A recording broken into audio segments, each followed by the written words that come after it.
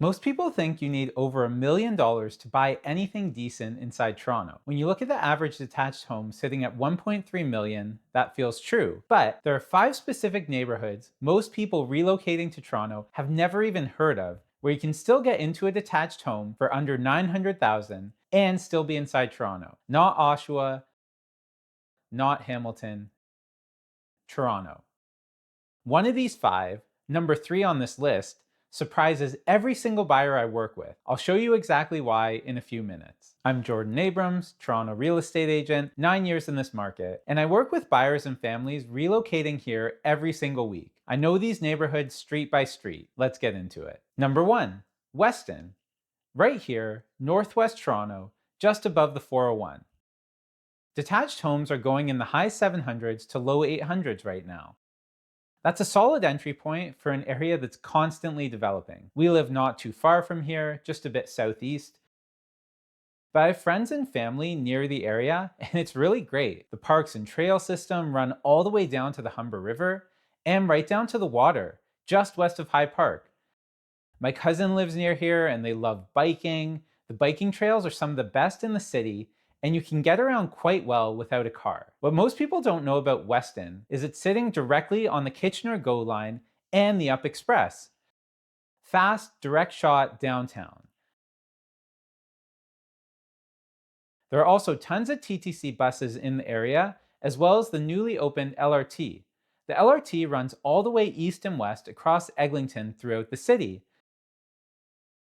I'll be mentioning it several times throughout the video, but my opinion is over the years, this will completely change some of these neighborhoods, including Weston, which is already gentrifying. It's always a good idea to buy near where the government is spending money. Over the years, those areas tend to do quite well. Here's my take on Weston. It's a working class neighborhood, post-war bungalows and semis, older homes. If you want new and shiny, this isn't it. But if you want space, a real yard, and you're playing a long game of appreciation as the area continues to develop, Weston deserves a serious look. First-time buyers who need a great detached or semi-detached home inside Toronto and don't want to stretch past 850,000. There's nothing I love more than helping people and families figure out exactly where they should be in Toronto and the GTA. So pause the video right now, write down my number 416-908-6124, write down my email jordanabramsrealty@gmail.com, and reach out to me directly. I personally get back to everyone. Neighborhood number 2,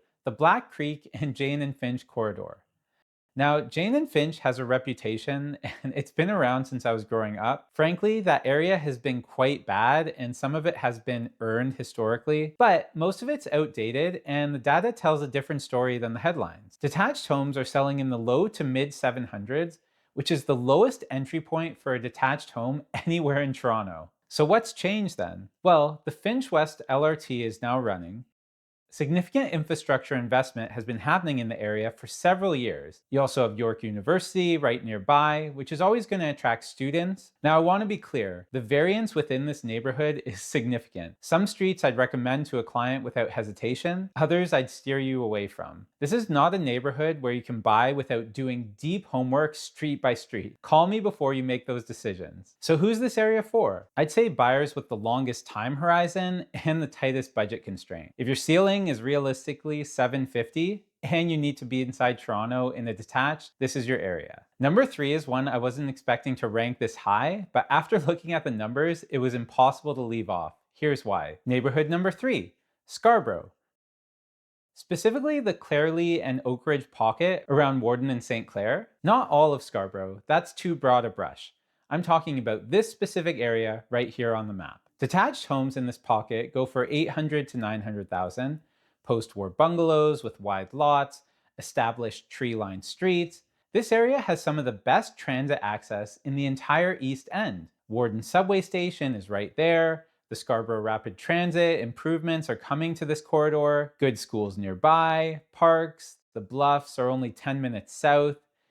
Most people that move to Scarborough in this area specifically end up staying long-term, especially if they have young kids. The community and diverse feel is special. Just a little bit to the north, we have Eglinton Town Center, a huge plaza with a Cineplex movie theater, tons of shops, restaurants, pretty much everything you need.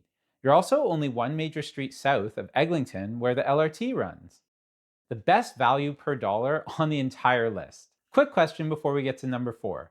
True or false? The most affordable neighborhoods in Toronto are only affordable because they're unsafe. Drop your answer in the comments. I want to see what you think, and I'll tell you exactly what the data actually says before the end of this video. And while you're thinking about that, if you're watching this and you're trying to figure out where your budget actually gets you the most in the city, well, that's the exact conversation I have with buyers every single week. You tell me 2 or 3 things you need, 2 or 3 things you'd hate, and I can narrow down this entire city to the specific streets that best fit your lifestyle. My number and email are on screen right now. Reach out to me directly.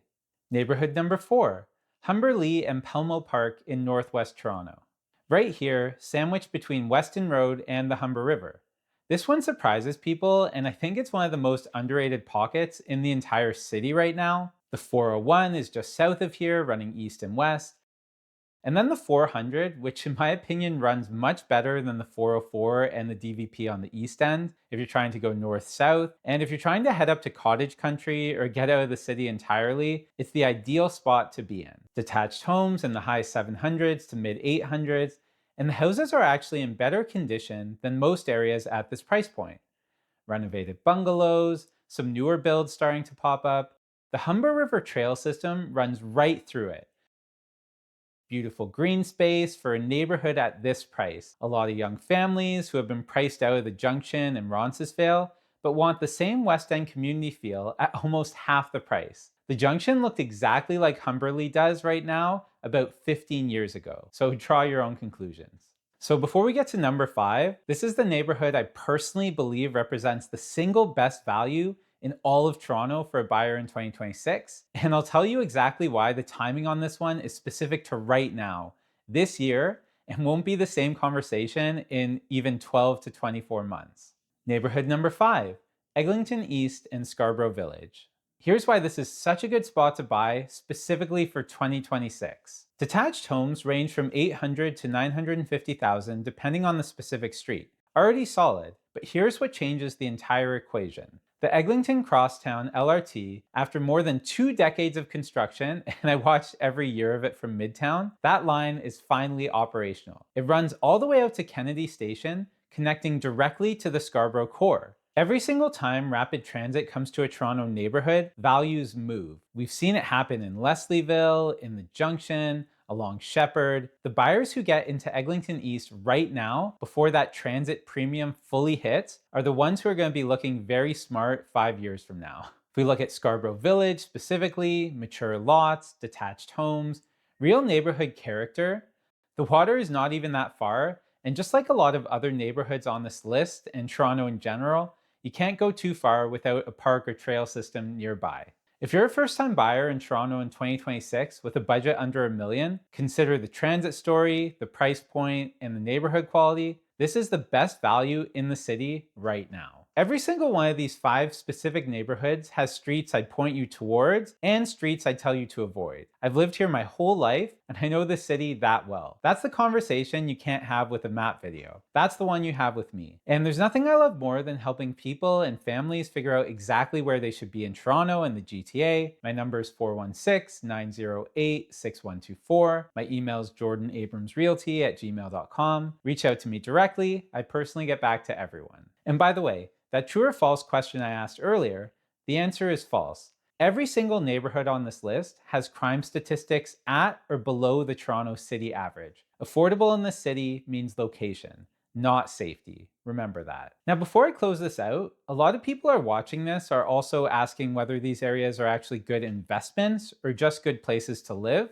Those are 2 different questions, and the answer changes depending on your timeline. So stick with me for 2 more minutes because I want to address that directly. Here's the market picture in 2026. Toronto is firmly in a buyer's market right now. The average GTA home price is down about 7% year over year. Homes are staying on the market longer, an average of 54 days, and sellers are negotiating. What that means for every neighborhood on this list is you have more leverage right now than buyers have had in years. Maybe than I've ever seen in my 9 years working as an agent here. You're not fighting against 10 or 20 offers. You're not waiving conditions. You're actually able to take your time and make sure it's the right place for you. For the areas I showed you today specifically, the combination of below average prices and a buyer's market means the entry point right now is as favorable as I've ever seen. Whether you're buying to live or buying to hold long term and invest, the math works in your favor in 2026 in a way it simply didn't 2 or 3 years ago and probably won't in the future. If this was helpful, subscribe. I put out new Toronto real estate content every single Tuesday and Friday. Next, I'm covering Mississauga versus Toronto, where you actually get more for your money in 2026. Make sure you don't miss that one. My number is 416-908-6124. My email is jordanabramsrealty@gmail.com. I work with buyers and families relocating to Toronto every single week, and I personally respond to everyone who reaches out. I'm Jordan Abrams. I'll see you around town.